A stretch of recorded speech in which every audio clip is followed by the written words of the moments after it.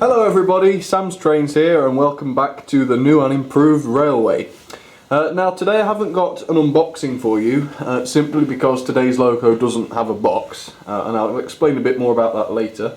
But here she is. It is a Pacific, as you can see. It's an A1 and I'm sure about that because I wasn't last time. I was a bit ambiguous about it last time, but yes, it's the Doncaster. And I realise I have shown this Loco quite recently. It was in a video with Mallard, I believe, and she was running as well, but she's never had a video all to herself before, and she's certainly never had a close look on camera. So that would be today's job. Now the Doncaster, although there's nothing special about it really, it is a limited edition. There's a certificate of 2,000 examples of this. Now that doesn't, to me that doesn't make it too unique because Hornby make a lot of A1s in this green livery.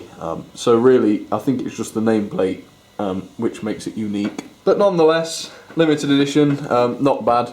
I believe it was in a set originally, but I never had the set. I bought this from Jadlam Racing Models for 50 something pounds I think, brand new, in brand new condition, but just bubble wrapped up away from the set. This one is DCC fitted. It wasn't when I bought it, but it has been now. I've done that myself. So we can run her on DCC. It is a railroad model, although I can't be sure of that. But judging by the detail, I could guess that it is a railroad Loco. We haven't got any detail in the cab or anything like that, which is always a good hint. And as you can probably tell just by this main shot, the detail is fairly minimal. Of course, we have seen A1s from Hornby in much better detail than this. But that's not to say it isn't a gorgeous Loco, and we'll have a nice close look at it right now. Okay, so it's a very, very clean livery, isn't it? With those white stripes, it makes it look very modern almost, very striking. This one's number 2547. We haven't got any glazing in the windows, unfortunately. It doesn't hurt them to do that really. It's a bit bad that they don't do that all the time now. A lot of my railroad models do have that, as you've seen. A few of them don't, and of course this is one of them. The cab roof does have some rivets though, which is nice. It doesn't have many, but it's nice to see a few up there, but it's really very much rivet free. Just behind the chimney there's a couple, but apart from that it's very minimal on the rivets. But never mind, we have got the handrail of course, as you'd expect, as well as the brass, I think, safety valve and whistle. But of course the chimney is entirely plastic, as you'd expect, because you wouldn't want a brass chimney on there anyway, because I don't think it would look right on an A1. Having said that, I'm not complaining about the detail, because when it all comes together it does look like a gorgeous Loco. I suppose mostly down to the linkage and the wheels. Of course the wheels are in green as well. I don't really like it when they do this, because the paint that they use on the wheels seems to react with the oil that we use to lubricate. So you have to be very careful when you lubricate these, otherwise you will start to see you know, the paint coming off. You can see that a little bit on this one, and strangely enough that's the way it came, you know, with the lubrication from the factory. The lubrication from the factory actually wore the paint away itself before I had a chance to add any of my own, but luckily I don't think it's getting worse, which is a good thing of course, because you don't want the wheels deteriorating over time. That would be not great. The tender on this model is very, very basic. It's extremely comparable to the A4 tender in terms of the coal and the detail. We have got handrails, which is nice, and as you can see this is the corridor tender. If you're interested by that, but it's all very, very basic. All the paintwork and the lettering is just printed on. It's not, there's no emboss or anything on there. Not that we mind, but again, very, very simple model. It has to be said. But the base of the tender is not too bad. There's quite a lot of sort of moulded detail on there, but it's all quite plasticky, I suppose. Not that it matters. Again, it just serves its purpose, and from a reasonable distance it looks better than it does close up like this, I suppose. As usual, this is just one of the black cabs as well. The detail is there, not much of it, but the detail's there, but it isn't painted, as you'd expect. The nameplate though is very crisp, Very nice clear text on there. It doesn't appear to be etched, but it might be, but I don't think it is.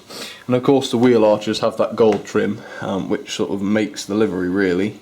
I'm not sure why they're not white. You'd expect them to be based on the rest of the livery, but no, that wasn't done, clearly. But yes, it's gorgeous, that is.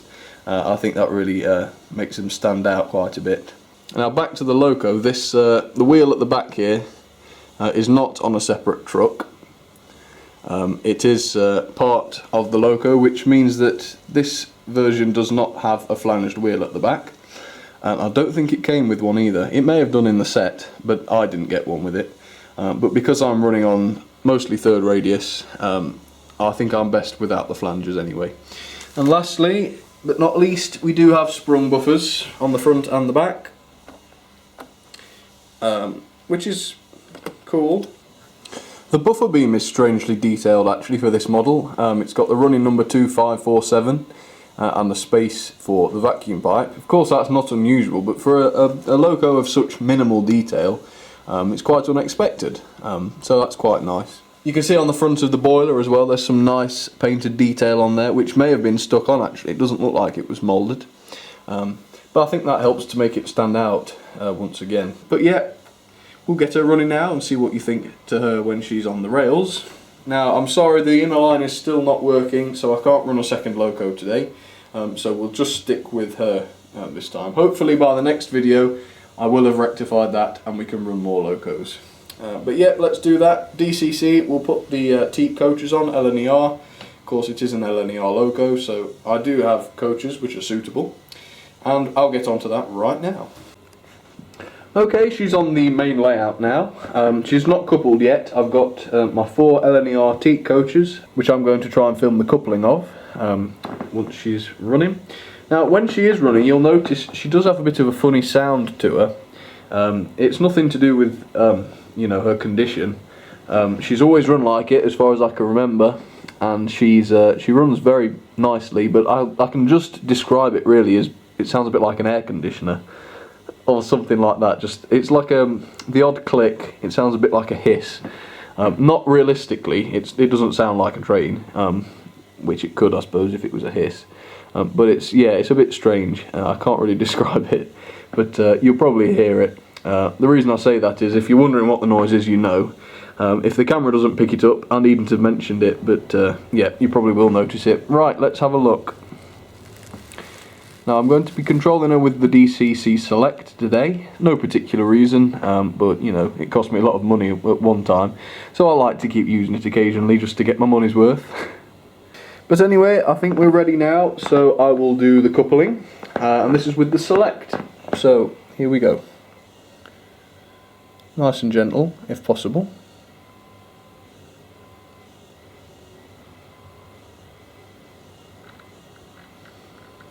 As you'd expect from a Pacific, she's got quite a bit of power. She could probably pull 8 coaches without trouble, but she will start to wheel slip eventually, unlike some of them, like the Mallard for example, and the Gadwall will pull an awful lot of stock before they start to struggle. But 4 coaches shouldn't be a challenge at all really. So I've got a reasonably close-up shot there. I'll move it across just so that you can see, and let's take her off slowly to start with.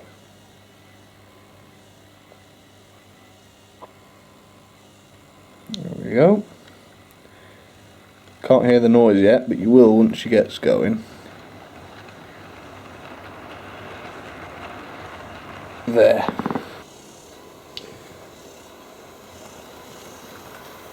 Of course it gets very noisy anyway once we get onto the ballast, so you won't hear anything there anyway.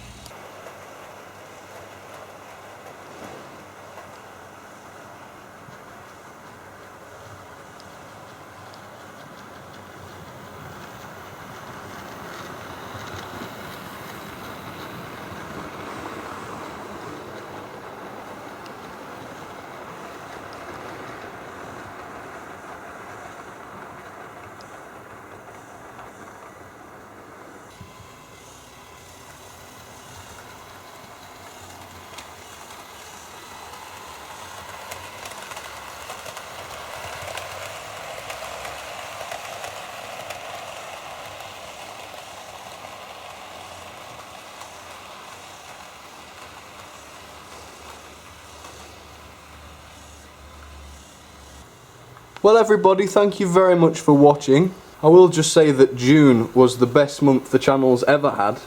We're approaching, I think, 9,000 views over the month. So thank you all very much for that. I hope you all continue to enjoy the videos. GWR Studios 23, I think it was you, asked me for an A4 video. And I'll definitely be doing that for you at some point. It's on the to-do list. So I'll be running all 3 A4 locos together, which I don't think I've done before on camera. So that should be interesting, but for now, thank you very much for watching as always. And you all take care, and I'll see you all very soon.